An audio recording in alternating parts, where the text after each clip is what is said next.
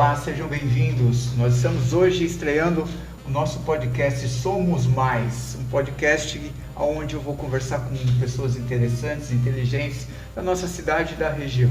E hoje, para estrear o nosso programa, a gente está aqui com o Gersi Macari e com o Fábio Cerqueira. São duas pessoas que estão na cena da cidade, principalmente na questão das artes, né? O Gersi é um artista plástico reconhecido, não só dentro da nossa cidade, como também fora. E o Fábio Cerqueira também é um produtor e um gestor cultural. Então vamos começar dando a nossa boa noite aqui para o Fábio e passando logo, fazendo uma pergunta. Fábio, fala para mim como que é ser um gestor ou produtor cultural. No seu Facebook tem as duas coisas. Como que isso funciona? Bem, boa noite, Alexandre. É um prazer estar aqui participando desse primeiro programa do podcast do Somos Mais. Boa noite, Gersi. Boa noite a todas as pessoas que estão nos acompanhando aí ao vivo e as que verão depois também o nosso programa. É um prazer estar aqui nessa estreia. Agradeço muito o convite. Eu que agradeço. E, bem, vamos lá então tentando responder a pergunta. Bem, isso são denominações que não estão muito claras assim na literatura a respeito da cultura, né? Mas o que eu entendo e o que eu me apresento enquanto produtor cultural é uma pessoa que produz atividades e aí, enfim, dentro de todo aquele processo de produção, de pensar, de escrever projeto e de fazer a coisa acontecer ali, botar a mão na massa. Tem gente que fala até que o produtor é aquele que anda com fita crepe no bolso, né? Então aquele que na hora ali vai estar fazendo a coisa acontecer, gerindo a crise que está acontecendo ali na hora, dando um tapinha aqui e ali para fazer a atividade acontecer em si, né? E enquanto gestor cultural, me apresento assim também porque eu trabalho na Unicamp, na diretoria de cultura da Unicamp já há 11 anos, sempre nessa área da cultura, e lá eu trabalho com desenvolvimento de política cultural. Legal. Então eu faço a gestão da política cultural, eu faço a gestão de órgão, do desenvolvimento das ações culturais lá na Unicamp, então por isso também gestor cultural. Bacana, bacana. E aqui nós temos o nosso amigo Gersi Macari, além de artista plástico, também é musicista, é presidente da Filarmônica da nossa cidade. Seja bem-vindo, Gersi.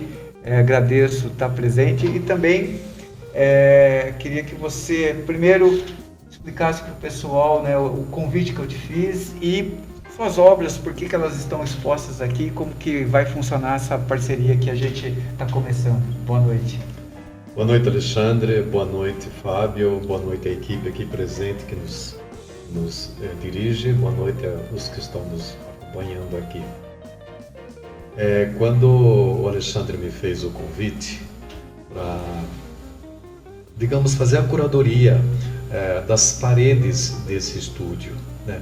E eu aceitei porque eu acho que é um espaço interessante para os artistas que se interessarem em mostrar suas obras, usarem essas paredes porque elas servem para dois objetivos, né? Primeiro, para decorar o ambiente, e segundo, que é o mais importante dos dois objetivos, é o artista estar presente neste podcast, nesse Somos Mais podcast, e falar sobre a sua própria obra, seus projetos, a sua trajetória. Isso, desculpa te cortar, mas queria que você também entrasse na sua trajetória, que você contasse pra gente como surgiu o Gersi nas artes plásticas. Bom, se eu for contar toda a história do Gersi nas artes plásticas, nós precisamos de 2 ou 3 programas. Sintetiza, mas, senão nem eu nem o Fábio eu vou ter que dizer o seguinte, então, eu comecei muito jovem, né? Eu comecei nas artes plásticas na década de 70. Então eu sou um senhorzinho já na década, nessa lida, nessa caminhada. E muita coisa aconteceu nesse processo de de 50 e poucos anos de atividade, passei por diversas fases. Essa fase que está aparecendo aqui é a minha mais recente dela, mas até chegar aqui eu passei por muitas outras. Então, esse é o caminho, é a trajetória de todo artista que procura o seu aprimoramento. Haja vista a história dos grandes mestres, né? Se você conhece a história de alguns dos nossos grandes mestres, você vê que conhece o começo, o meio e até a morte dele, ele não parou de evoluir, de progredir. É assim a história, né? Eu acho que com isso eu posso dizer um pouco do meu trabalho. Legal, essa sua fase tem algo em comum, né, em todas as telas, e a gente vê uma paisagem mais do campo, com algumas referências com araucárias. Como que é? O que você está buscando retratar nessa fase? Bom, todo o meu trabalho está pautado nas minhas memórias afetivas relacionadas à minha vida de filho de agricultor. Legal. Então, o cenário que compõe as minhas telas é uma síntese da paisagem do sudoeste do Paraná, onde minha família reside até hoje e onde eu vivi por um certo período. Os personagens que fazem parte das telas que estão neste cenário são meus familiares exercendo as suas atividades, né, na produção da terra. Bacana. O famoso pinheiro que você citou, o pinheiro ele tem uma referência muito afetiva para mim, porque quando éramos criança, ele parecia ser uma árvore muito, mas muito, muito gigantesca, que produz o famoso pinhão que eu adoro. O nome correto dele, o técnico, se chama araucária. Isso. Mas para nós, araucária é um nome muito sofisticado, nós chamamos o pinheiro do Paraná. Que legal, que legal. E cores, né? A gente vê a demarcação muito forte desse trabalho cromático todo que você faz. Como que vem essa sua experiência de testar aonde o que combina? Tem questões teóricas de composições, as cores que são que fazem parte, sei lá, de um leque de combinações, tem as cores que são contrapostas. Como que funciona isso na sua produção? Olha, eu não sigo regras, tá? Mas eu uso muito as teorias divulgadas pelo meu grande ídolo Van Gogh e mais recentemente o que Gauguin fez nas obras dele. Ou seja, eles quebraram todas as regras que se chamam de a correta composição. Por exemplo, Gauguin ele teve a capacidade de colocar a montanha lá no fundo de cor alaranjada, né? E depois do lado dela uma cor violeta. Então ele não se preocupou em representar exatamente aquilo que o nosso olho fotográfico vê, e sim a combinação estética das cores. Eu uso mais ou menos a mesma ideia.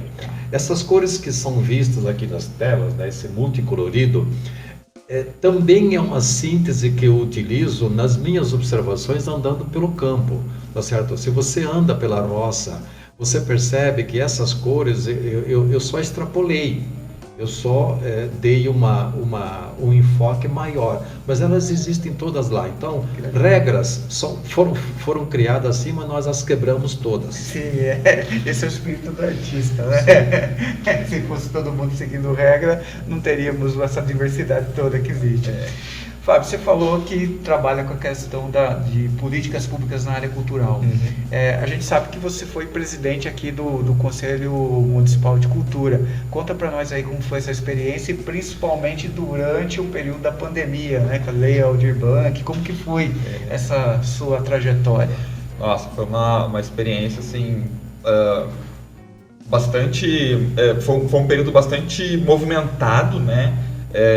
Eu estou neste conselho, da forma como ele é formatado pela lei que criou esse novo conselho, né, que é o Conselho Municipal de Política Cultural de Valinhos, que segue aí as orientações do Sistema Nacional de Cultura, né?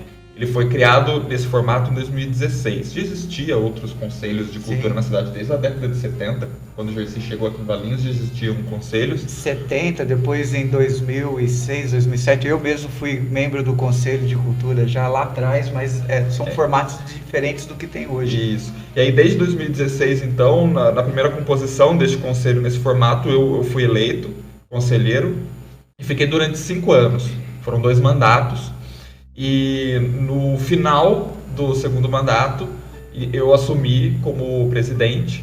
E foi bem... Eu tinha um objetivo, né, quando eu me propus a ser presidente, que era construir o plano de cultura do município. E seguindo aí o passo a passo de criação do sistema municipal de cultura, era o próximo passo que precisava ser dado aqui em Valinhos.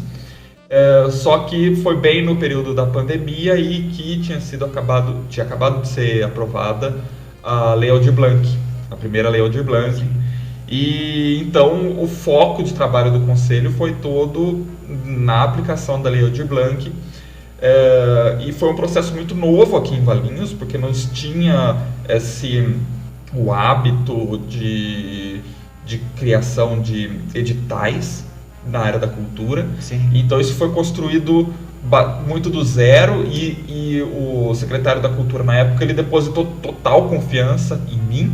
E eu pude, então, estando à frente do conselho, lógico, não construí nada sozinho, o conselho todo participou disso. A gente fez reuniões abertas com toda a comunidade de Valinhos, com os artistas, para que a gente pudesse estabelecer quais seriam as diretrizes de aplicação da Lei Aldir Blanc, um pouco do meu conhecimento também na minha formação em Direito, né, que pude contribuir bastante na criação dos editais.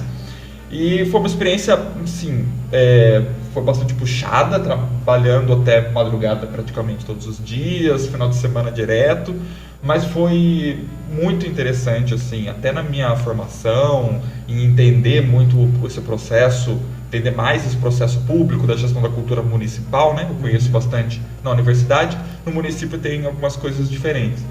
E de conhecer as artes aqui de Valinhos, né? E fala uma coisa, no final o recurso chegou e atendeu a todos os projetos que foram cadastrados? Como que foi isso? Sim, a gente aqui em Valinhos optou, diferente do que aconteceu em outras cidades, a gente optou por fazer uma distribuição maior possível para poder alcançar o máximo possível de artistas. Sim. Lembrando que a Lei Aldir Blanc é exatamente para poder ajudar os artistas que, em virtude da pandemia, não tinha mais público, não tinha mais ações, né? Isso. Então a gente entendeu que, lógico, a gente sabe que tem alguns artistas que têm uma condição financeira melhor. Sim. E outros que têm uma condição financeira pior, né? Mas todos acabaram de alguma forma sofrendo consequências pela pandemia. Então, isso foi decidido nas reuniões abertas que a gente fez, de que iria distribuir de uma forma com que todos pudessem ter acesso a uma parcela dessa verba que chegou em Valinhos. E a gente conseguiu fazer dessa forma. A gente teve uma primeira fase ali de editais, em que a gente previu, a gente tinha uma ideia de quantos artistas iriam se inscrever nos editais, a gente previu isso e acabou tendo menos inscrições do que a gente esperava. Tá.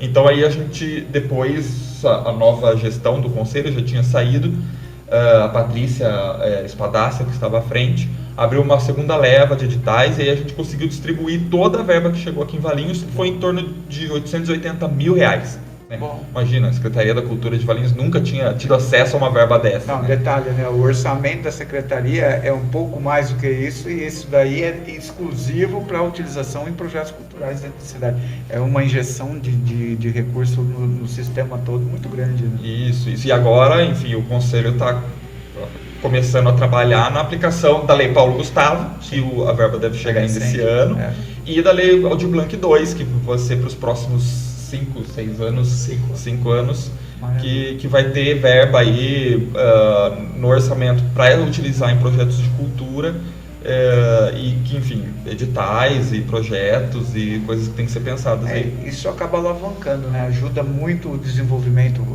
de trabalhos que eventualmente não aconteceriam por falta de financiamento, né?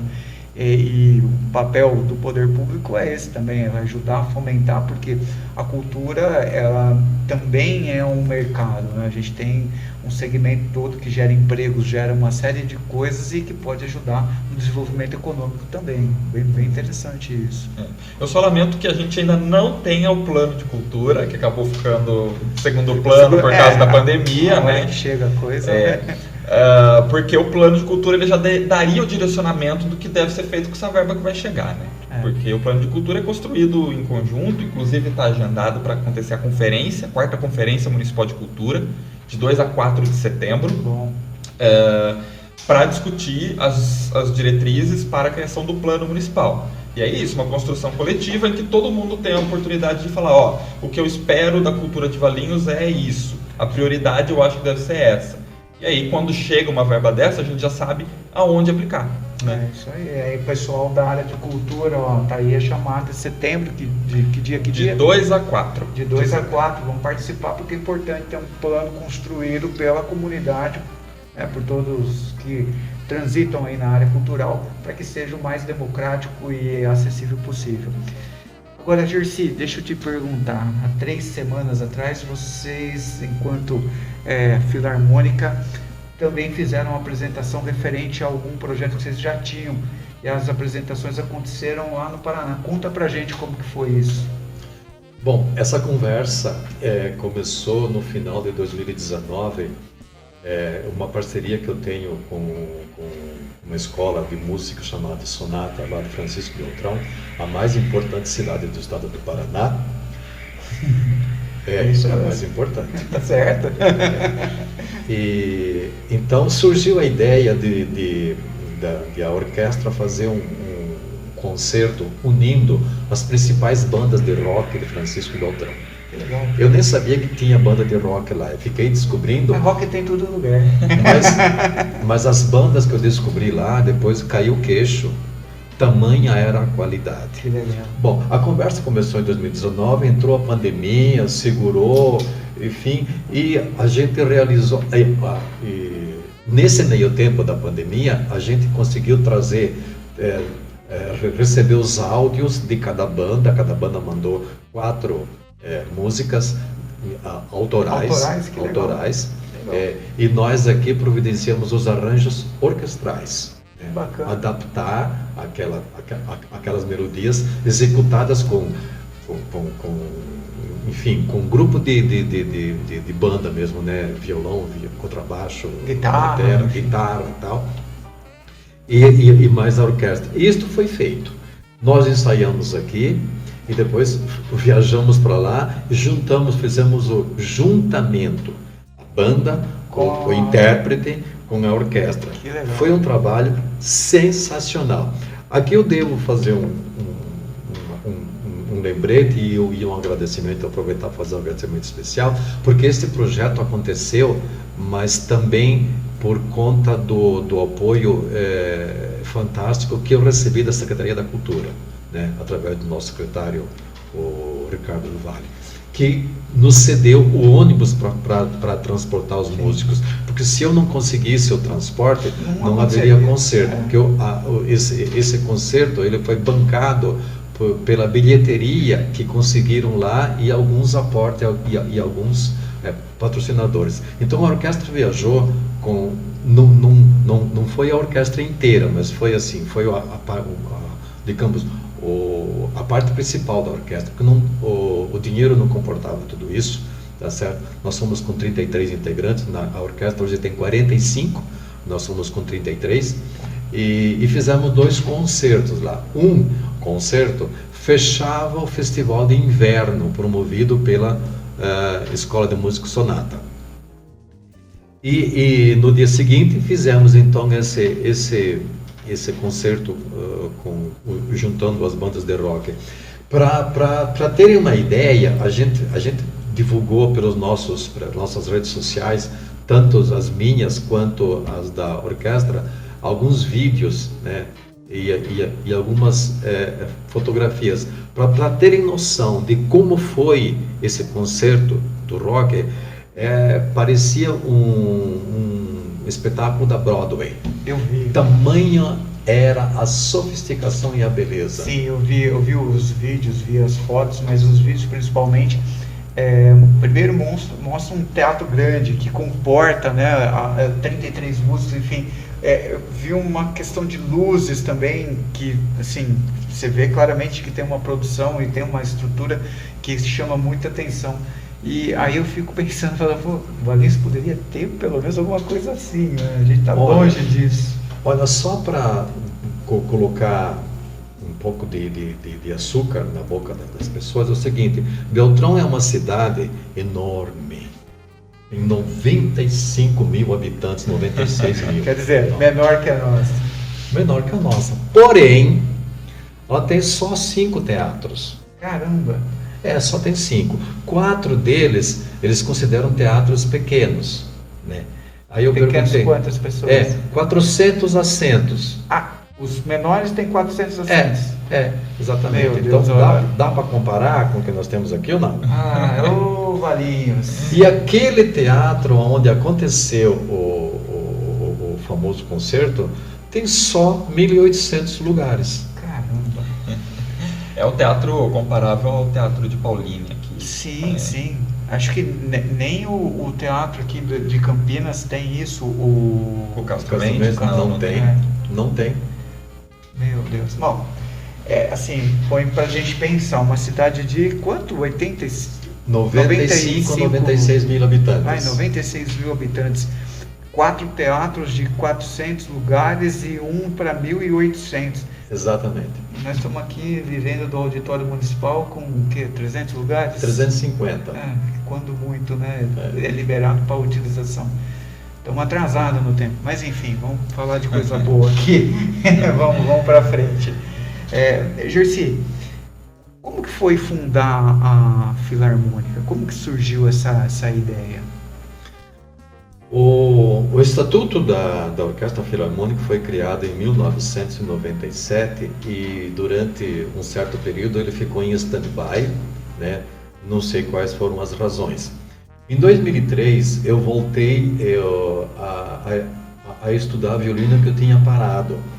Então me aproximei da Secretaria da Cultura na época e que tinha um jovem professor de violino muito dinâmico e tal, e começou a dar aulas para mim. E sempre depois da minha aula tinha meia dúzia de músicos que tocavam uma doce melodia para os meus ouvidos da época, né? E nesse processo todo, o secretário da Cultura da época, que era o Tite, me convidou para ajudá-lo a criar uma orquestra. Eu falei que sim, que eu ajudaria, etc e tal. Ele falou assim: você só não comenta com ninguém porque ainda tá embrionária a ideia. Quando ele liberou, eu falei, então eu convoquei todo mundo, mas ele me chamou e falou assim para mim o seguinte: mas eu gostaria que você fosse presidente. Eu falei, você está louco? Não tá, isso é muito para minha cabeça, né? E conversa vai. O poder de convencimento dele foi muito maior do que os meus argumentos de não aceitar, e eu acabei aceitando. E está até hoje na presidência. Então, aí eu virei presidente vitalício, porque ninguém quer o cargo.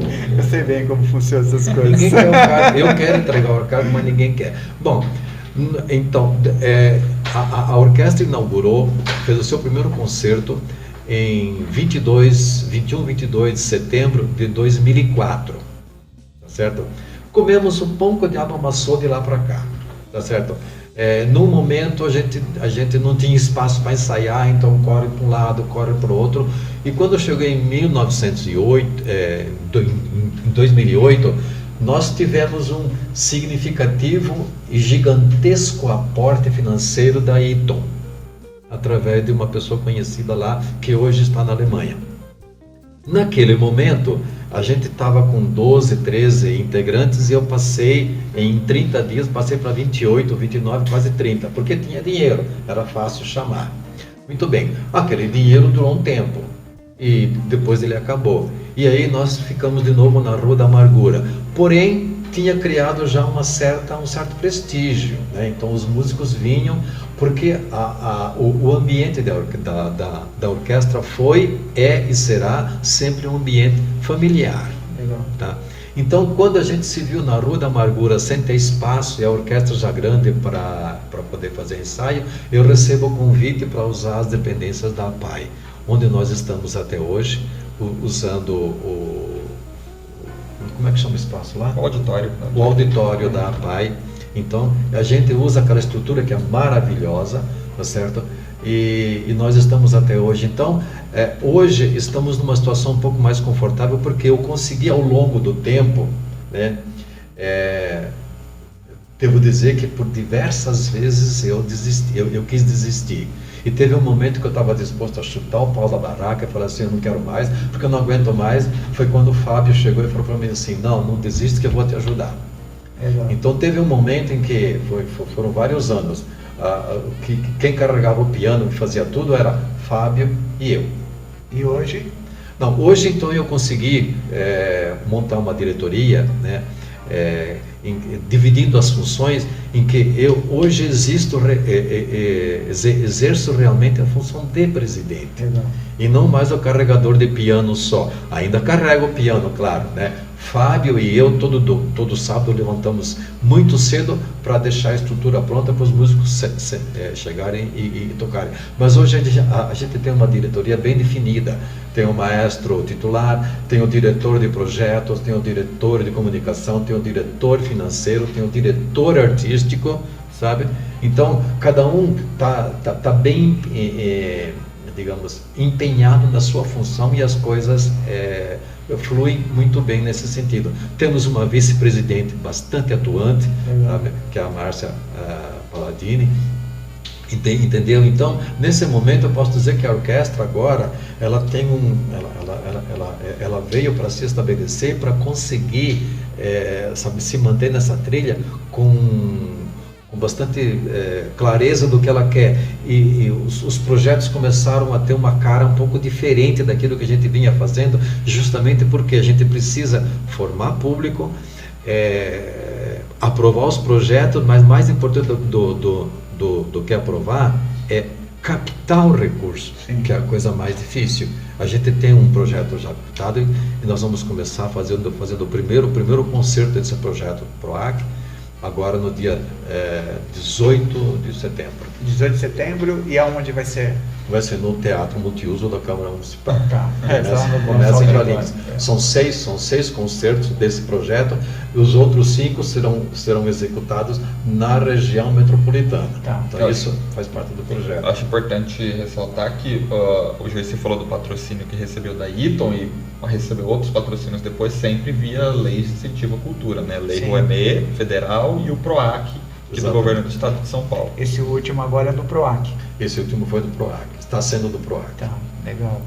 E aí, Fábio, você se arrisca a escrever projetos também para captação de recursos? Como que é? Eu não tenho essa experiência, quer dizer, eu já escrevi projetos para editais, ajudei a escrever os projetos, alguns projetos da orquestra para as leis de incentivo, mas não é muito a minha praia, não.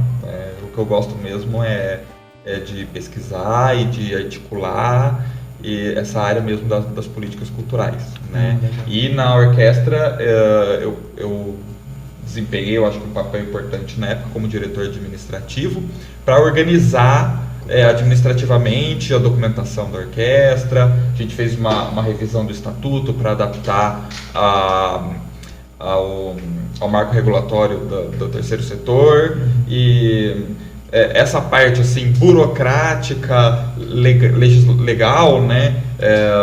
Eu consigo ir bem assim, e também nas articulações. Legal, importante. Mas todo projeto que é feito, seja Lei Rouanet ou PROAC, tem uma contrapartida para a comunidade social. Qual que é a contrapartida, por exemplo, as últimas que vocês acabaram executando em virtude desses projetos? Sempre que tem um projeto aprovado e captado, dentro da planilha são oferecidos sempre 2 concertos gratuitos para a população. Além de concertos gratuitos, a gente distribui também ingressos para entidades, né? Para entidades e para colaboradores, mas o fundamental são concertos gratuitos, né? E a gente faz até mais do que 2, entendeu? Por exemplo, esse projeto que vai ter 6 concertos, né?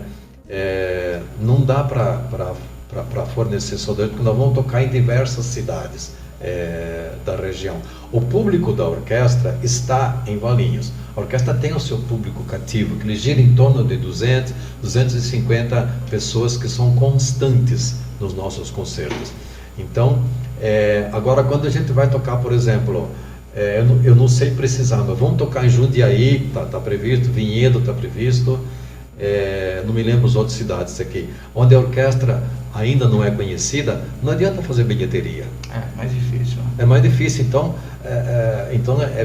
é mais importante a orquestra ir lá e tocar, porque os custos para fazer aquele concerto já estão bancados pelo projeto. Uhum.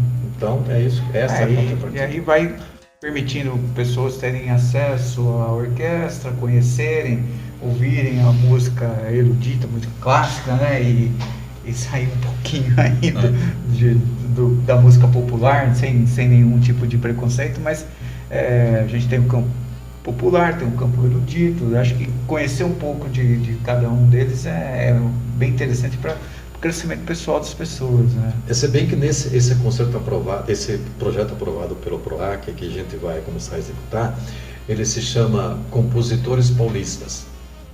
Então vocês estão trazendo, tocando na orquestra músicas populares? Sim.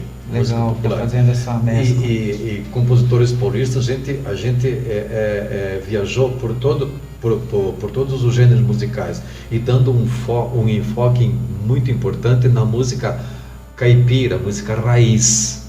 Tá? Então, por exemplo, lá tem compositor, por exemplo, né? Músicas executadas por Milionário Zé Rico, que fizeram muito sucesso, Tonico Tinoco, Cascatinha Inhana, Sérgio Reis, Chitãozinho e Chororó, que fizeram muito sucesso, mas que são de compositores paulistas, né? Inesita Barroso. Então a gente pega um mix. Chegou a ter alguma Dona Irã aí? Tem a Dona Irã também. Se bem que a Dona Irã a gente já vem tocando, a gente já tocou no primeiro concerto no aniversário da cidade. Mas, por exemplo, Carlos Gomes, né? A Dona Irã, Pixinguinha, e o Pixinguinha, é paulista? Não me lembro agora. Mas enfim, foram escolhidos os compositores paulistas e normalmente os intérpretes são paulistas também, né? E o próximo projeto, que já está em fase de captação, né? Já temos uma empresa que fez um pequeno aporte ainda, mas está no processo de captação, se chama Brasil de Norte a Sul. Como isso? Dividimos o Brasil em regiões e de cada região a gente escolheu 3 peças. Por exemplo, região sul. Qual é a música que caracteriza a região sul? A música gauchesca, né? Os fandangos, né? Os xotes, as vaneiras, os vaneirões e tal. A música do centro-oeste. O que tem que caracteriza o centro-oeste? O samba, o choro. A música pantaneira, né? A guarânia e etc. A música do nordeste, né?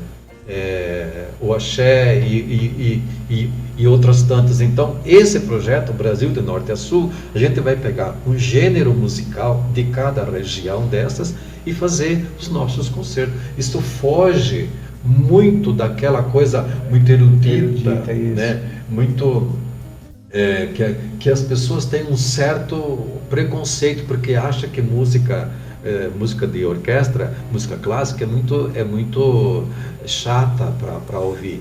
Depende de como é escolhido o repertório, entendeu? Então esse cuidado, por exemplo, eu sempre tomo esse cuidado quando o diretor artístico propõe o programa musical e o maestro fala assim: é palatável para o nosso público? Não, mas eu falei assim, não é palatável, não vai tocar.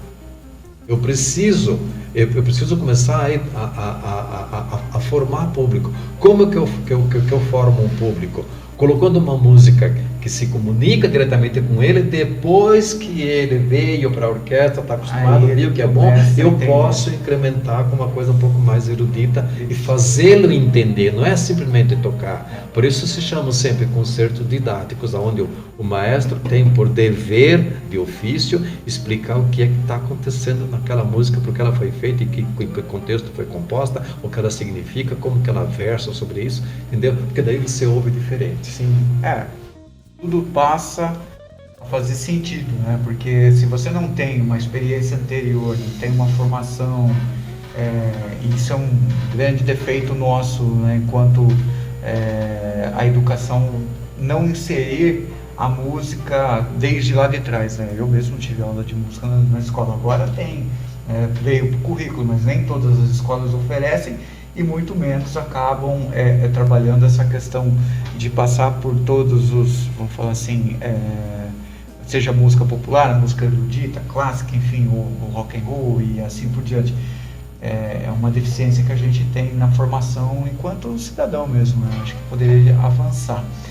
Pensando dessa forma também, eu sei que você faz um trabalho de ir até as escolas com a questão da arte plástica. Como que é essa sua atividade também? Olha, lá nos tempos de antanho, eu recebi uma visita de professores da educação artística na minha casa. Alguém que me conhecia falou: a gente queria levar, temos uma reunião aqui de professores, a gente queria levar esses professores para conhecer o seu ateliê. E naquela ocasião eles foram, e eu disse o seguinte: eu estou à disposição de cada um de vocês, nas suas escolas, e usem e abusem da minha boa vontade. Mas me convide, porque eu não vou me oferecer. Certo. Me Já fez a propaganda, falou: estou disponível, né? Estou disponível para fazer um trabalho, não é para a prefeitura, não é um trabalho para a Secretaria da Educação, é um trabalho para a escola, principalmente para as crianças. Como funciona isso?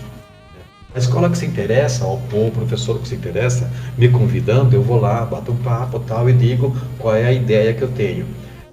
Me mostram a área que eles querem produzir, enfim, qual é o trabalho, e lá eu desenvolvo um trabalho da seguinte maneira: eu desenho a parede, eu preparo todo o material na parede, e a pintura, o processo da pintura é feito principalmente pelos alunos. Que legal. Cada um pinta sob a minha orientação, evidentemente. Eu preparo a cor e entrego para ele lá: você vai pintar essa cor aqui, você aqui, você aqui, você aqui. A última experiência importantíssima foi lá na Escola Padre Leopoldo, em que eu disse que eles queriam me contratar. Para contratar, eles não têm dinheiro, né? A verba que eles têm é desse tamanhinho. Eu falei: não paga. Eu falei assim: mas eu quero fazer o trabalho assim mesmo, né? De que maneira? Eu serei o coordenador. Eu desenho a ideia na parede e depois vocês executam. Ou seja, vocês foi diretoria, né, o diretor, a coordenadora, os funcionários, os professores e os alunos. Então, esse trabalho eu já fiz em diversas escolas aqui, e hoje, exatamente hoje, eu comecei aqui no São Marcos. Legal. No Dom Bosco. Passei a tarde lá desenhando, porque a professora Silvia Sorossi, que é filha, que é esposa do meu amigo Danilo, né, que também é minha amiga. Um grande abraço para o Danilo, para a Gabi, para a Silvia, viu? Então, já fez a propaganda, viu, Silvia? Ela me convidou também para fazer esse trabalho, então, mas ela queria um trabalho específico com os alunos do período da tarde, que são os pequerruchos, terceiro e quarto ano, né? É sempre um trabalho mais lento, mais demorado, porque eles têm menos habilidade, então vai exigir muito mais de mim, porque é evidente que eles vão pintar e eu vou ter que retocar para dar uma equilibrada. Então, eu faço esse trabalho que é voluntário, entendeu? Porque o dom que eu recebi, ele veio. Eu não comprei, eu ganhei de graça, tá certo? E isso tem que ser dividido, isso tem que ser compartilhado, sim, tá certo? E no meio disso, você sabe que se faz uma grande diferença, né? Porque as crianças têm contato com o artista, porque elas pensam que artista é intocável. É intocável. Por exemplo, hoje ele me perguntou: você é o Volpe? Eu falei: não, filho, eu não sou o Volpe. O Volpe já faleceu faz muito tempo. Eu sou o Gersi Macari, entendeu? Olha qual foi a referência que ele foi buscar? Volpe. Então eles têm muito essas informações que chegam dos artistas que foram mestres, mas que já morreram. Sim. Mas temos nós vivos aqui, não tem só Gercém Varinhos, tem muitos outros artistas. Mas enfim, é preciso boa vontade. Então isto faz o diferencial, porque você desperta, né, muitas crianças para fazerem os seus trabalhos. Eu tenho recebido umas surpresas assim impressionantes, crianças que ficam assim muito fechadas em si mesmas, não se comunicam, e de repente têm contato com a pintura, explodem e começam. Os professores vêm e fazem esse tipo de reportagem.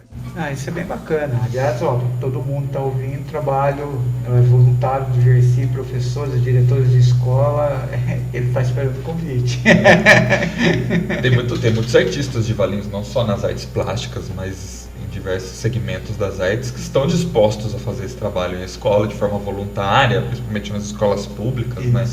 E é uma coisa super importante, porque a gente tem professores de artes também que fazem um trabalho magnífico com os alunos, só que o professor é o professor, né? A criança chega ali, é a mesma pessoa toda semana, e ele entende aquilo como um professor, um funcionário da escola, né? Então, quando vem alguém de fora, que é o artista, é apresentado como o artista, né? Tem esse negócio de ser inacessível, nossa, estou tendo contato das pessoas que gostam de até tocar, né? Falei, nossa, estou abraçando um artista. Então, para a criança, isso desperta algo diferente, né? Porque é uma coisa que poucos acabam tendo oportunidade de, né, ter amizade e conhecer um pouco do mundo das artes.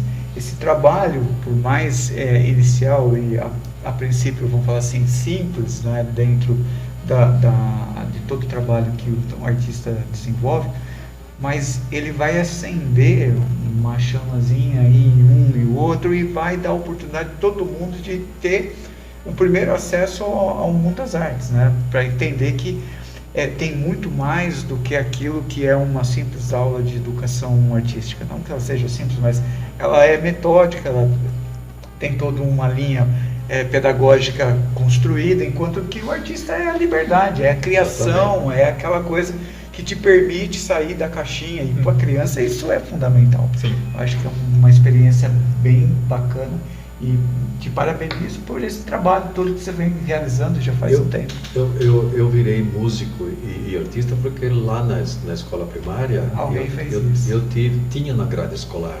Eu estudei em seminário, então no seminário eu tinha grade escolar. Além das matérias inerentes à atividade, digamos, aquilo que eu queria, né? Tinha música e tinha desenho.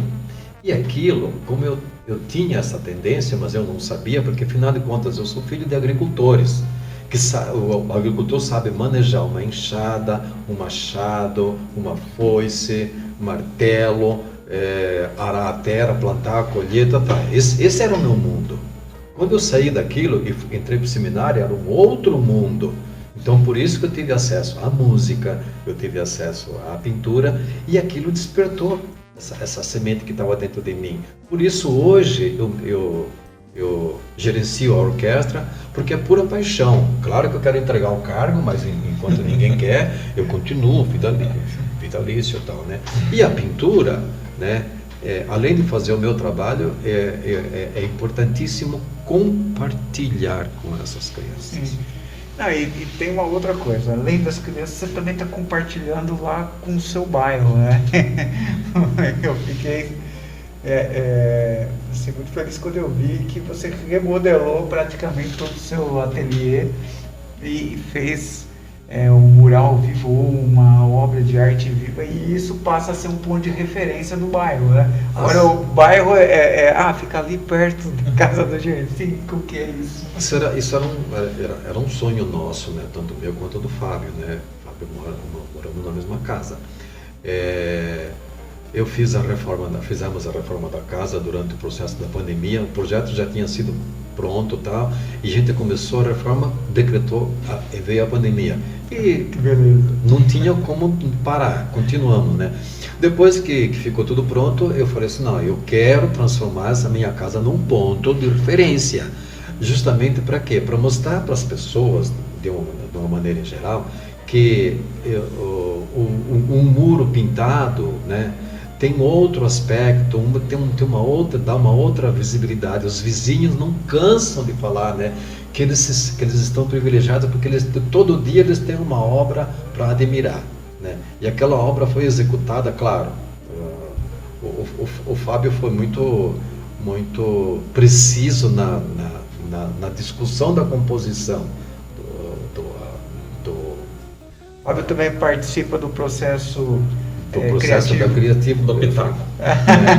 Eu peço porque, por exemplo, eu sou o artista e eu tenho a ideia, mas muitas vezes aquela ideia, na hora de executar, ela não... Você pensa que ficou legal, então, mas aos olhos de uma pessoa neutra, fora do processo criativo, ela chega de uma outra maneira. Então eu sempre pergunto: o que você acha? O que você acha? E aquele paredão, aquele muro lá fora que tem, é o único muro até agora pintado que tem personagens. Todos os outros são apenas paisagem, né? E naquele eu pintei os personagens, ou seja, eu coloquei numa parede uma tela minha. Aquilo lá foi pura discussão, passo a passo, com o Fábio. Na composição, na escolha dos personagens, na composição, na posição, na construção do cenário, nas cores, e se as cores não estavam boas, Fábio Pini. Então, a gente sempre chegava no consenso e chegamos no resultado fantástico. Tomara que as pessoas percebam o quanto valoriza o seu imóvel, o quanto alega o ambiente onde elas habitam. De preferência, eu fiz isso para mostrar que não é só para o público que transita livremente pelo espaço. Você pintar isso dentro do condomínio, não é livremente que tem trânsito. Sim. Né? Tem ali no meu bairro, não. Ali no meu bairro, embora eu chame ele de condomínio, mas de condomínio aberto, né? Todo mundo transita livremente e para tirar fotografia, enfim. Aí você está dando a oportunidade das pessoas terem acesso a uma obra de arte sua. Essa é a realidade, né? Uhum. Quem passa por ali pode identificar e reconhecer a obra do Gercy. E a gente percebe muito as pessoas passando ali de carro em frente, fotografam, passam devagar, passam olhando, ou às vezes a gente está dentro de casa, é um ponto de ônibus em frente de casa, né? Então às vezes tem gente ali que fica conversando sobre a obra, até antes de colocar a placa do ateliê Gercy Macari, muita gente que não conhecia o Gercy ia pegar o ônibus ali e achava que ia abrir uma escolinha infantil. Até pegaram referência para poder matricular as crianças. Aí agora tem a plaquinha lá, escrita Ateliê Gercy Macari. E é isso, assim. Então as pessoas que passam de ônibus também ali, o ônibus para bem em frente, tem 3 linhas de ônibus que param ali em frente, então as pessoas podem ficar ali um tempo admirando a obra. E tem sido uma experiência bacana, assim, de ver essa relação das pessoas com o muro da nossa casa. Sim, isso é bem legal. Mas não foi só o muro, você também pintou a casa. Sim, tem parte da casa que a casa tem um frontal bem alto, são 6 metros de altura. Eu pintei de cima e embaixo, com um medo que você não tem noção. Imagina. Eu tenho medo de altura.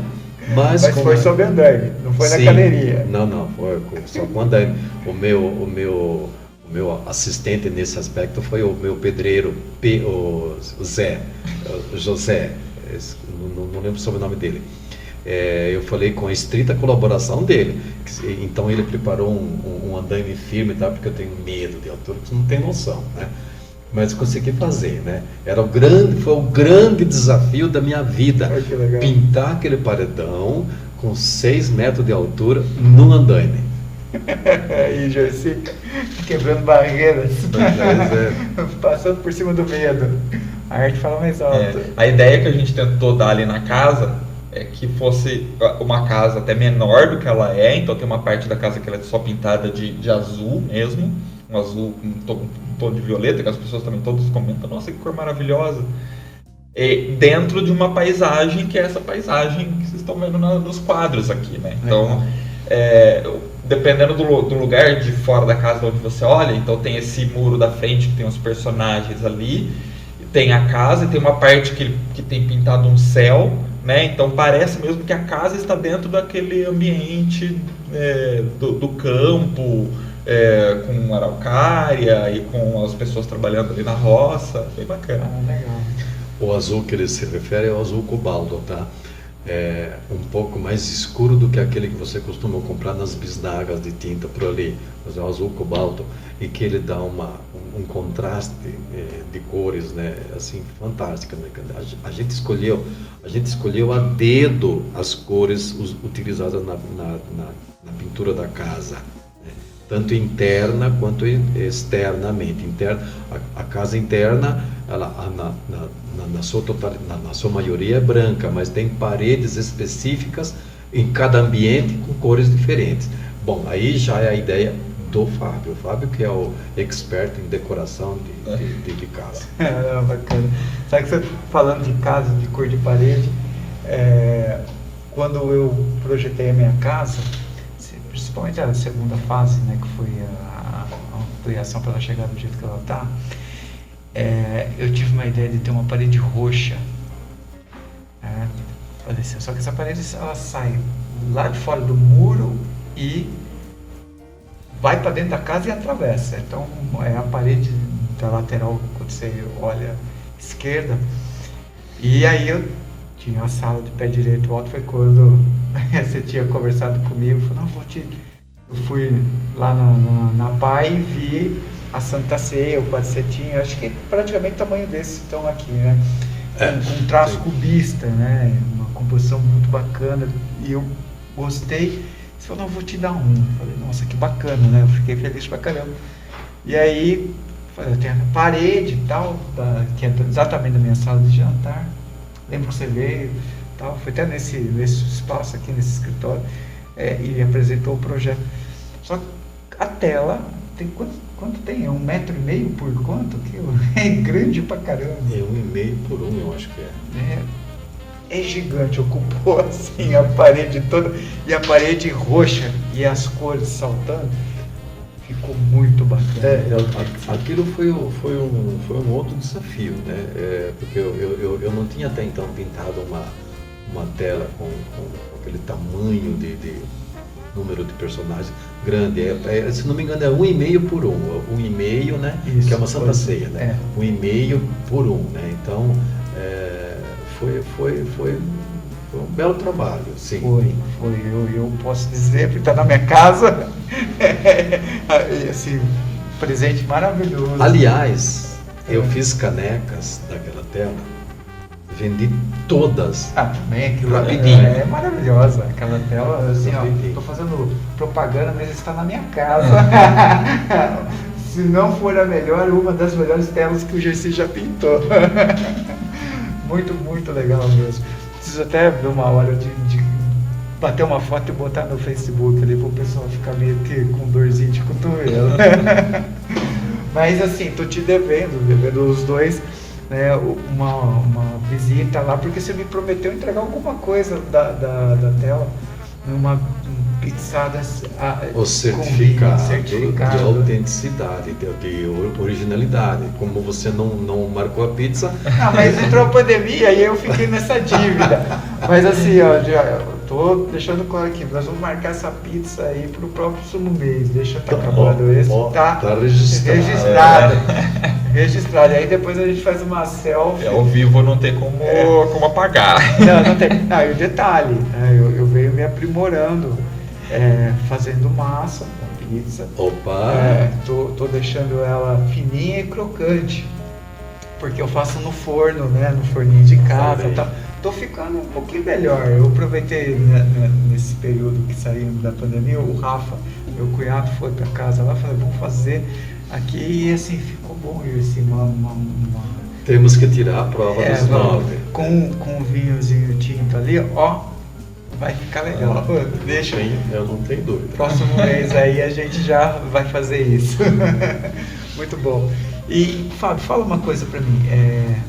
Você acompanha toda essa parte de produção, criativa do Gersi. Você falou que também está lá na universidade fazendo gestão cultural e tal. Uhum. E como que é, né?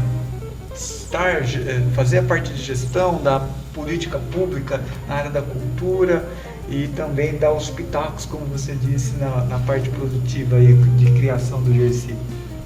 Olha, eu entrei nesse mundo por causa do Gersi, né? Então você se formou advogado, mas não, vamos falar assim, militava na área da cultura? Não, quando eu entrei na área Aliás, eu entrei, comecei a cursar Direito, eu trabalhava na área de usinagem mecânica, então não tinha nada a ver com a área da cultura, fui cursar Direito.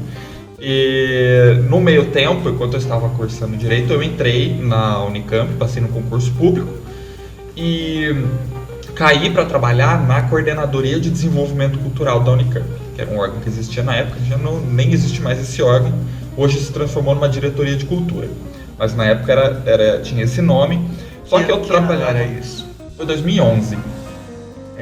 O Lake House, na época, já estava voltado para a área cultural? Já estava, era um centro ainda cultural. Era o restaurante? Não, era espaço cultural Casa do Lago. Tá. E, inclusive, depois eu cheguei a coordenar a Casa do Lago durante um ano no início da pandemia, né? Foi gestão de crise. Mas aí eu trabalhava na gestão então, do Centro de Convenções da Unicamp. Então era um trabalho bastante administrativo ali, que era vinculado à Coordenadoria de Desenvolvimento Cultural. E quando foi 2014, entrou uma nova gestão lá na coordenadoria e que criou ali uma área de ação cultural que era para pensar a construção de uma política de desenvolvimento cultural para a Unicamp. E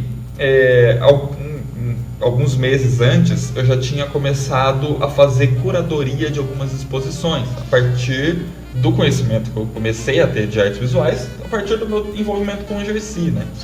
Já conheci alguns artistas, tinha um projeto que acontecia lá que era de exposições ocupando alguns espaços da universidade que não eram galerias, e eu comecei a fazer curadoria de uma outra exposição. E aí, quando criaram essa área de ação cultural, então eu entrei, me convidaram, né, para sair do centro de convenções e entrar para a área de ação cultural. E a partir dali, então, eu comecei a me envolver de fato com a pesquisa em cultura, com entender política cultural. E aí, eu estava no último ano da faculdade nesse ano, e aí eu decidi que o meu TCC ia ser sobre a Lei Rouanet na época. E foi aí que eu entrei de fato, de cabeça, nesse mundo. E, enfim, ali de coordenadoria virou a diretoria de cultura, hoje da Unicamp, e eu passei a estudar de fato essa área. Então, eu terminei o meu curso ali de Direito, que eu estudei um pouco de Direito Cultural ali no meu TCC no último ano. Depois eu fui fazer uma especialização em Direito Constitucional Aplicado, em que eu estudei Constituições plurinacionais, também no meu TCC, então adentrando mais em entender esse mundo da cultura, ou conceitualmente a cultura, né? E, enfim, aí eu mergulhei de cabeça nessa área. E, paralelamente a isso, eu também continuei desenvolvendo um pouco esse trabalho de curador, né? Então, estudando o trabalho do curador, conhecendo artistas. A gente tinha então esse projeto lá da Unicamp que se chamava Espaço de Arte, e que depois eu acabei fazendo a curadoria e a produção de mais de 100 exposições dentro da Unicamp, e de artistas maravilhosos, assim, que hoje eu posso dizer que são meus amigos, e que, enfim, o projeto acabou e muitos deles ainda entram em contato comigo. Nossa, a gente tem que retomar esse projeto, você fazia um trabalho maravilhoso. A gente fez exposições lá na Unicamp, enfim, que a gente lotava ali o Cis Guanabara, que é a antiga estação Guanabara ali na região central de Campinas. A gente lotava a Gare lá, então era maravilhoso, assim. E aí, enfim, a partir desse conhecimento que eu fui construindo também neste processo, o Gersi então me adotou como curador oficial das exposições dele. Então, toda exposição que ele vai fazer sou eu que seleciono as obras. Ele pede muita opinião Quando ele está pintando, está desenvolvendo algum novo projeto, alguma coisa diferente, ele sempre pergunta. Eu não dou pitaco se ele não perguntar. Mas se ele pergunta, eu opino. E aí, enfim, isso possibilitou também que eu fizesse 2 exposições maravilhosas no MAC, em Campinas. Uma com o Genivaldo, né, artista daqui de Valinhos, autor dessa camiseta. Genivaldo, o convite já está feito. Nosso curador aqui, o Gersi, vai conversar com você, ver se não foge da raia aí. E uma outra exposição também da Lara Matana, que é uma outra artista residente aqui em Valinhos. Enfim, também desenvolvo paralelamente a produção cultural, a gestão cultural e esse trabalho de curador. Né? Não, bacana, Lara também. O convite será feito. Espero poder abrir esse espaço, como a gente está chegando ao fim do programa aqui, a produção já avisou que a gente tem que finalizar, mas só para entender, a gente abre o primeiro programa com as obras do Gersi, né, com o Fábio. Vão ser mais 4 programas com as obras aqui expostas, com outros convidados de outras áreas, temas diversos, e depois vem um outro artista que vai apresentar o seu trabalho aqui e eu vou entrevistar. Então essa vai ser a dinâmica que nós vamos fazer daqui para frente para tocar o programa. Eu queria agradecer imensamente a presença de vocês dois, terem aceitado o convite de participar do primeiro programa, Gersi, de fazer a curadoria dessas paredes e ser parte integrante desse projeto. E não tem palavras para descrever, né, como foi bacana a gente bater esse papo aqui de forma um pouco mais descontraída, né? Fiquei devendo um vinho, mas a produção já falou, vamos fazer uma caneca, vai melhorando, depois eu trago vocês de volta para a gente poder estar com vinho, não com água, assim, só para tomar um vinho. Só tomar um vinho e bater um papo, tá? Pessoal, muito obrigado por vocês que nos acompanharam até agora e espero vocês no próximo programa, na próxima quinta-feira. Somos mais. Um grande abraço e até mais.